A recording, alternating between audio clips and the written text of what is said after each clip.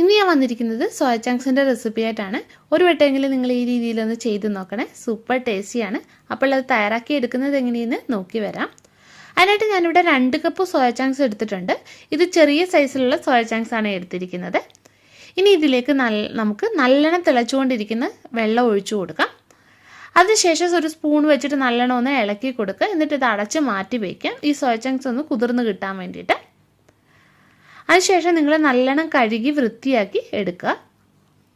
അപ്പോൾ സോയ ഞാനിവിടെ കഴുകി വൃത്തിയാക്കി എടുത്തിട്ടുണ്ട്. ഇത് നല്ലോണം അമർത്തി ഇതിനുള്ളിലെ വെള്ളം കളഞ്ഞെടുക്കണേ. ഇത് ചെറിയ സോയ ചങ്ക്സ് ആയതുകൊണ്ട് തന്നെ ഞാനിത് കട്ട് ചെയ്യുന്നില്ല. വലിയ ടൈപ്പിലുള്ളതാണ് നിങ്ങൾ എടുക്കുന്നതെങ്കിൽ കട്ട് ചെയ്തിട്ട് എടുക്കണം.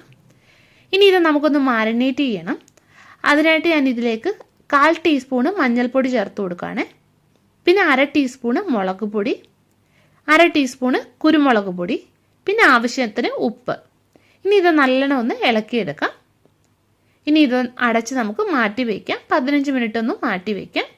ആ സമയം കൊണ്ട് നമുക്കിതിന് വേണ്ട മസാല തയ്യാറാക്കിയെടുക്കാം. അപ്പോൾ ഒരു പാൻ വെച്ച് ചൂടായിട്ടുണ്ട്. ഇതിലേക്ക് ആവശ്യാനുസരണം എണ്ണ ഒഴിച്ചു കൊടുക്കാം. എണ്ണ ചൂടായിട്ട് വരുമ്പോൾ തേങ്ങാക്കൊത്ത് ചേർത്ത് കൊടുക്കാം. ഞാനിവിടെ കുറച്ച് തേങ്ങാക്കൊത്ത് അരിഞ്ഞെടുത്തിട്ടുണ്ട്. തേങ്ങാക്കൊത്തൊക്കെ നിങ്ങളുടെ ഇഷ്ടാനുസരണം ചേർത്ത് കൊടുക്കണം. ഇനി ഇതൊന്ന് മൂപ്പിച്ചെടുക്കാം. അപ്പോൾ അത് മൂത്ത് വന്നിട്ടുണ്ട്.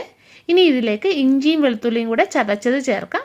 ഇതൊരു ചെറിയ കഷ്ണം ഇഞ്ചിയും പിന്നെ 12 അല്ലി വെളുത്തുള്ളിയും കൂടെ ചതച്ചെടുത്തതാണ്. ഇനി ഇതിൻ്റെ പച്ചമണം ഒന്ന് മാറി വരട്ടെ. അപ്പോൾ ഇതിൻ്റെ പച്ചമണമൊക്കെ മാറി വന്നിട്ടുണ്ട്. ഈ സമയത്ത് ഇതിലേക്ക് സവാള നീളത്തിൽ അരിഞ്ഞത് ചേർത്ത് കൊടുക്കാം. ഇത് 3 സവാള നീളത്തിൽ അരിഞ്ഞെടുത്തതാണ്. ഇനിയും പച്ചമുളക് ചേർക്കാം. 3 എണ്ണമാണ് ചേർക്കുന്നത്. പിന്നെ കുറച്ച് കറിവേപ്പില. ഇനി ഈ മസാലയ്ക്ക് ആവശ്യത്തിന് ഉപ്പ് ചേർത്ത് കൊടുക്കാം. ആദ്യം സോയ ചങ്ക്സിൽ നമ്മൾ ഉപ്പ് ചേർത്തിട്ടുണ്ട്. അപ്പോൾ അതിനനുസരിച്ചിട്ട് വേണം ഇതിൽ ഉപ്പ് ചേർത്ത് കൊടുക്കാൻ. അപ്പോൾ സവാള വരണ്ടൊന്ന് സോഫ്റ്റായിട്ട് വന്നിട്ടുണ്ട്.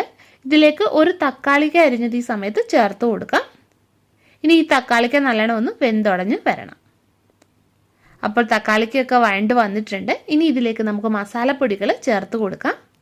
1/4 ടീസ്പൂണ് മഞ്ഞൾപ്പൊടി, പിന്നെ 1/2 ടീസ്പൂണ് മുളക് പൊടി. മുളക് പൊടി നിങ്ങളുടെ എരിവിനനുസരിച്ചിട്ട് ചേർക്കുക. മല്ലിപ്പൊടി ചേർത്ത് കൊടുക്കാം, 1 ടീസ്പൂണാണ്. പിന്നെ 1/2 ടീസ്പൂണ് പെരുംജീരകത്തിൻ്റെ പൊടി, ഗരം മസാല 1/4 ടീസ്പൂണ്. ഇനി ഇതൊന്ന് ഇളക്കി കൊടുക്കാം. ഇനി ഇതിലേക്ക് മെയിനായിട്ട് നമുക്ക് 1.5 ടീസ്പൂണ് കുരുമുളക് പൊടി ചേർത്ത് കൊടുക്കാം. ഇതിൽ കുരുമുളകിൻ്റെ ടേസ്റ്റാണ് മുമ്പിട്ട് നിൽക്കുന്നത്. ഇനി ഇതൊന്ന് വഴറ്റിയെടുക്കാം. ഇനി നമുക്ക് സോയ ചങ്ക്സ് ചേർത്ത് കൊടുക്കാം. ഇനി ഇതെല്ലാം കൂടി നല്ലോണം ഒന്ന് ഇളക്കിയെടുക്കാം. ഇനി ഇത് വേവാൻ ആവശ്യമായിട്ടുള്ള വെള്ളം കൂടി ഒഴിച്ചു കൊടുക്കാം. ഇനി ഇത് അടച്ചു വെച്ച് വേവിച്ചെടുക്കാം. ചെറിയ ഫ്ലെയിമിലിട്ടിട്ട് വേവിച്ചെടുക്കുക. അപ്പോൾ സോയ വെന്ത് വന്നിട്ടുണ്ടോ എന്ന് നോക്കാം. അപ്പോൾ വെന്ത് വന്നിട്ടുണ്ട്. ഇനി ഇതിലേക്ക് കുറച്ചുകൂടെ കറിവേപ്പില നമുക്ക് ചേർത്ത് കൊടുക്കാം. ഇനി ഇത് തുറന്ന് വെച്ചിട്ട് നമുക്ക് ഇതിൻ്റെ വെള്ളമൊക്കെ വറ്റിച്ച് ഒന്ന് വരട്ടിയെടുക്കാം. ഇടയ്ക്കിടയ്ക്ക് ഇളക്കി കൊടുത്തുകൊണ്ടിരിക്കണേ.